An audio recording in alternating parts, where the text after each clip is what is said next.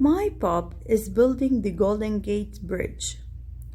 Almost every day after school, Charlie Shue and I go to Fort Point and watch. The bridge will stretch across the bay from San Francisco to Marin. People said this bridge couldn't be built. Some call it the Impossible Bridge. They say the bay is too deep, the currents too strong, the winds blowing in from this ocean too fierce.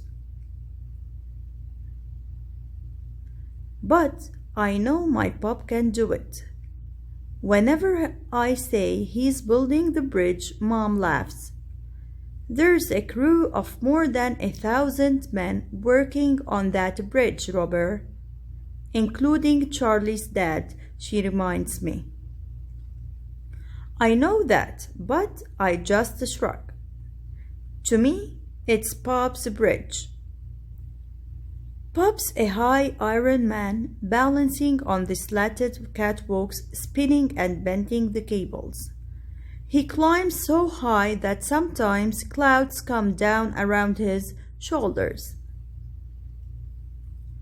When the fog rolls in, he disappears completely. That's why the high Iron Men are called skywalkers.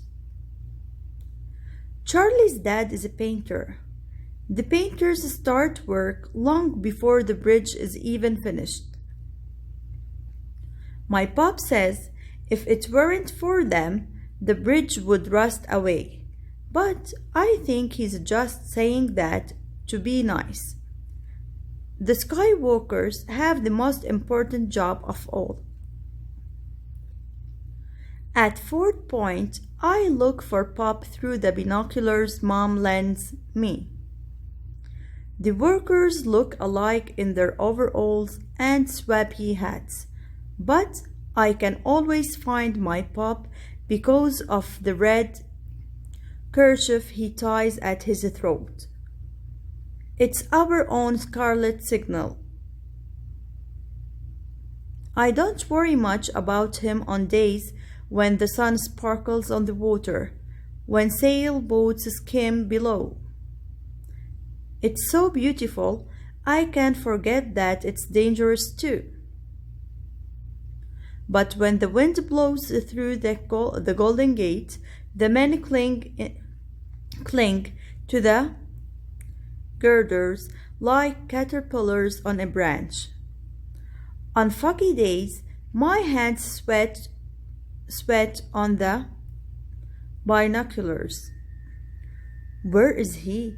When I find him, I try not to look away, as though the force of my eyes can keep him from falling.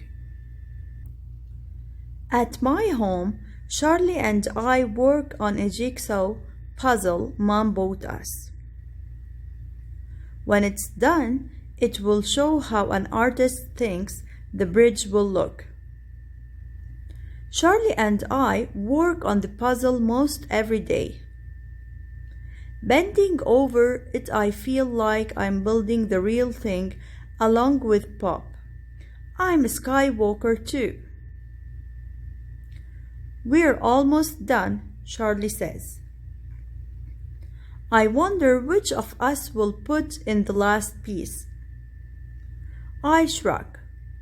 But what he says makes me think. My pop built that bridge. He should set the last puzzle piece in place. That's only fair, even though Charlie might think his dad should do it. When Charlie isn't looking, I slip one of the pieces into my pocket. Later, I hide it in my room. I'm saving it for Pop. The Impossible Bridge is nearly finished. One evening, Mom and Pop and I walked down to Fort Point. The bridge hangs between stores and sea.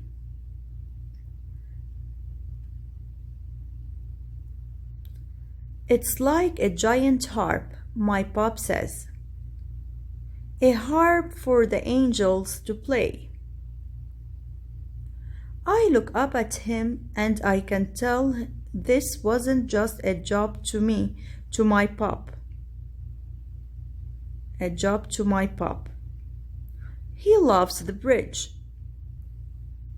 In San Francisco, there is great excitement. Everyone is waiting for opening day. Charlie and I have watched nearly every bit of the bridge go up. We saw the two spans come together from opposite directions. We saw them meet. We saw the roadway go in. And my pop did it. No one can be as proud as I am. No one can be as proud as I am. Not even Charlie. After all, my dad is a skywalker. And then, one day, at Fort Point, I look for Pop through the binoculars Mom lends me. The workers look alike in their overalls and swappy hats, but I can always find my Pop because of the red kerchief he ties at his throat. It's our own scarlet signal. I don't worry much about him on days when the sun sparkles on the water, when sailboats skim below. It's so beautiful, I can forget that it's dangerous too. But when the wind blows through the Golden Gate, the men cling to the girders like caterpillars on a branch. On foggy days, my hands sweat on the binoculars. Where is he? When I find him, I try not to look away, as though the force of my eyes can keep him from falling. And then, one day, something terrible happens. Charlie and I are watching as the scaffolding pulls away from the bridge. There is a noise like a train wreck as the scaffolding crashes down into the safety net. The net tears loose, and men go with it into the swirling tide. I can't breathe, I can't think. But then I look hard through the binoculars and see Pop still on the bridge, his red kerchief whipping. "Pop!" I whisper in relief. Beside me, Charlie is screaming, "Where's my dad? Where's my dad?" We had seen him working close to that scaffolding. I don't see him now. We'll find him, I promise. We have to. I sweep the binoculars up and down the bridge cables, looking at every painter hanging high on his Jacob's ladder or swinging in a bosun's chair like a knot on a rope. "Be there, Mr. Shoe," I plead, and then I spot him. Over by that cross girder, I yell. Charlie fumbles for the binoculars. I help him. He looks where I point. "He's there. He's safe," Charlie gasped. The next day, we find out that only 2 of the 12 men in the water were saved. I think and think about that day. At night, half asleep, I see the bridge shake. I hear the crash. One of those men in the water could have been Pop or Charlie's dad. I finally understand, and I feel ashamed. Equal work, equal danger for skywalkers and for painters.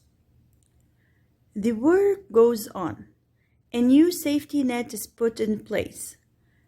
Pop says there's less talking and joking now among the men. There's a remembering.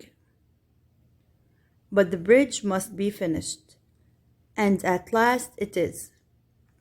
We watch through Mom's binoculars as the golden spike is drilled in at the center of the main span. Now the celebration can begin. On opening day, no cars are allowed. Thousands of people walk and dance and roller skate across the bridge, including us. I wear Pop's kerchief around my neck. There's a man riding a unicycle. There's another on stilts. Navy biplanes fly above the great steel. Opening day, no cars are allowed. Thousands of people walk and dance and roller skate across the bridge, including us. I wear Pop's kerchief around my neck. There is a man riding a unicycle. There is another on stilts. Navy biplanes fly above the great steel towers. Battleships and cruisers sail below the bridge and into San Francisco Bay. Wind strums its music through the stretch of the cables, and I think of my Pop's harp. That night, our family has our own party with Charlie and his dad. There's stewed chicken and a Chinese noodle dish Charlie's dad made, and a snickerdoodle pie. The jigsaw puzzle sits on the coffee table with a gap in the middle. I've searched and searched for that missing piece, my mother says.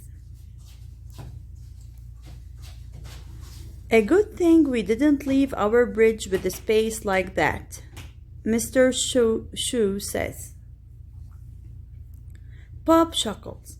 We'd be working still. It's time. I slip upstairs to get the hidden puzzle piece, then find the scissors and cut the piece carefully in half. I go back down and put a half piece in Mr. Shu's hand and the other in my Pop's. Finish it, I say. It's your bridge. It belongs to both of you. My mother raises her eyebrows and Charlie says, "Hey, where?" But I just watch as the two pieces fit in so perfectly, so smoothly. Team effort, my Pop says. We raise our glasses of sarsaparilla to celebrate the laborers and riveters, the carpenters and the painters and the skywalkers. All the men who work together to build the most beautiful bridge in the world.